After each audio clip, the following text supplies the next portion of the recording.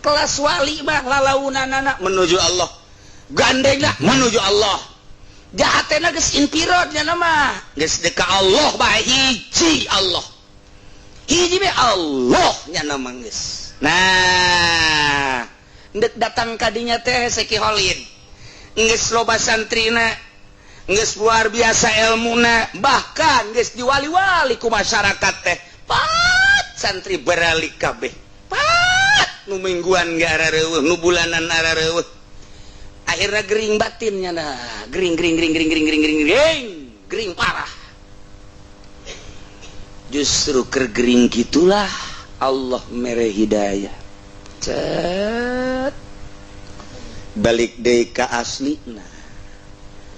Nu kamari keur sehat mah nyana teh aya irodah, aya karep, aya hayang, aya resep. Barang gering teu boga irodah jeung teu boga resep, balik deui ka aslina. Ketika balik deui ka aslina, sinar ilahi kadeulean deui ku jelema. Lamun sinar ilahi kadeulean deui ku jelema, hayang ngaji deui rukun wudu nu aya di nyana asa beda jeung nu saja. Rukun salat di batur ge 13 di jana ge 13 tapi beda jadi nyana mengeunah karasana sebab aya nur ilahi.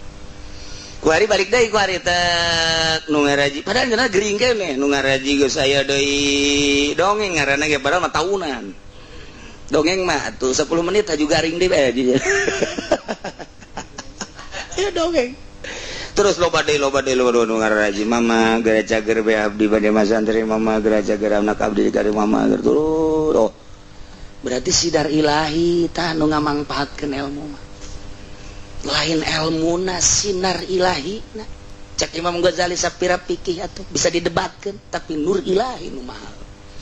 Tah, kuari balik deui bagus kuari. Mama cek masyarakat gereja ger bae abdi ayeuna mah bade ngaos ka mama. Malah di jero hate embung. Tu balik deui kana pangkat dirina wali. Embung aing mah geus ngaji di nu sejen bae. Embung geus aing ngaji sarua bae, malah embung. Dek di ajian teh nya teh embung ari urang keur can jadi wali mah pan hayang masang merek pan menerima murid baru.